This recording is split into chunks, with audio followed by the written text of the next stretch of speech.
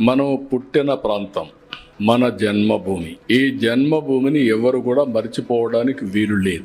మనం పుట్టిన ప్రాంతం అనేక కారణాల వల్ల ఇంకా మనతో పుట్టిన వాళ్ళు అక్కడికక్కడే చాలా ఇబ్బందుల్లో ఉన్నారు. బంధువులు కావచ్చు, మిత్రులు కావచ్చు, గ్రామస్తులు కావచ్చు, అందరూ కూడా ఇబ్బందుల్లో ఉన్నారు. అలాంటి సమయంలో మనకు తోచిన విధంగా మనం కూడా అసోసియేట్ అయ్యి, కొంతమంది ఏమీ చేయలేకపోయినా వచ్చిపోతే ఒక నమ్మకం వస్తుంది. చేయగలిగిన వాడు సహాయం చేస్తే ఇటీవల కాలంలో అదే పిలిపించాం P4.